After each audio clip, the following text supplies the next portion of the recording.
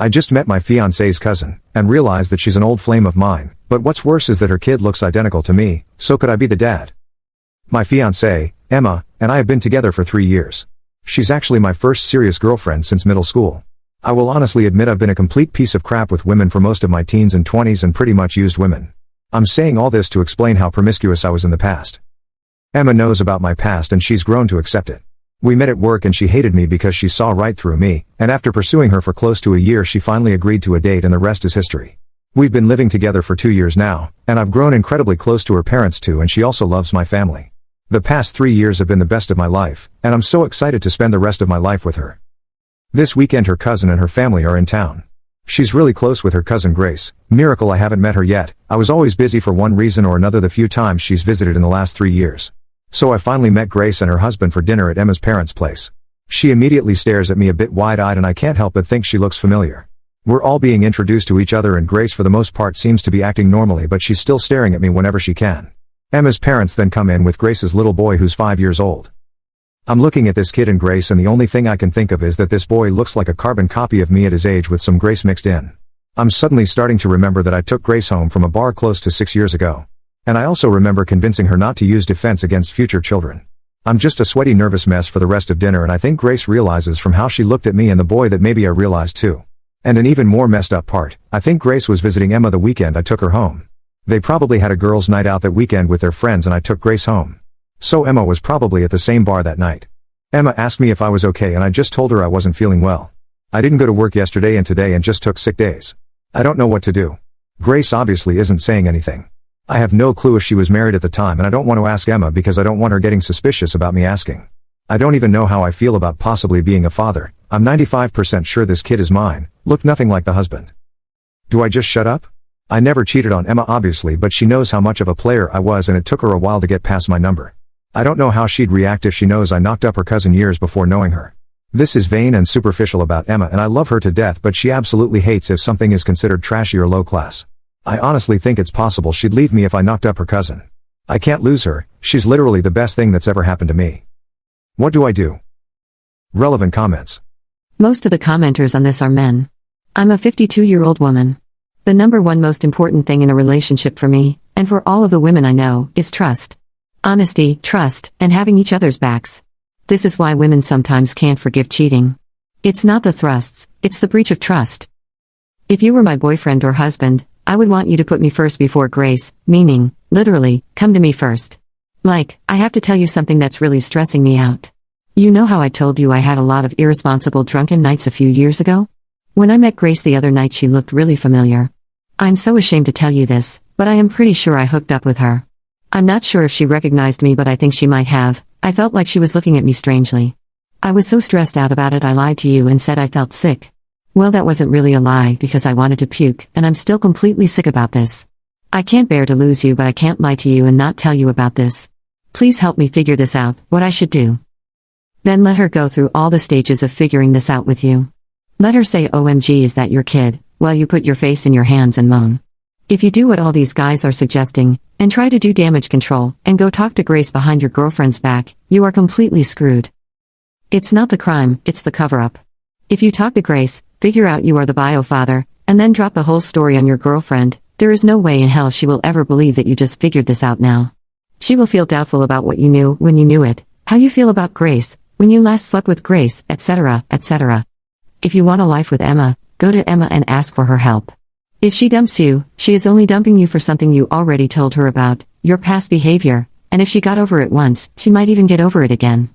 Right now you are in the most forgivable, least guilty position possible. You have never lied to Emma about your past and you aren't going to start now. You did not turn your back on your child, or the mother of your child. You did not know. If this kid was your baby, you weren't informed at the time. If Emma and Grace are close, and Grace did have a pregnancy and conceal it from the bio father, Emma may know all about it and may be aware the bio father wasn't notified. Oscar Wilde once said, ignorance is like a delicate flower. Touch it, and the bloom is off. Women are insanely perceptive of micro-expressions on their partner's face. If you find out anything, and hide it from her for 24 hours while you think about it, she will already feel in her bones you are lying and don't trust her. She is probably still wondering what the fridge was going on with you at the party. If you do anything else besides go to Emma first, you are most likely done for. Trust that your partner can love you enough to get through this with you. Tell her ASAP before Grace comes forward and says something. If by any chance Grace is passing your bio kid off as her husband's bio kid, she may try taking some defensive actions, who knows what. Or maybe Grace will tell your girlfriend it's you, and that's why you acted sick at the party. OMG. Don't roll the dice. Go to her, throw yourself on her mercy, and ask for her help.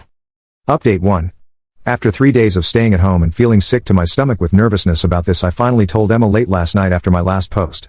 Thank you so much, relevant commenter, because that post gave me the push to spill my guts. As embarrassing as it is, I cried from beginning to end telling Emma and pretty much told her I don't want to live without her.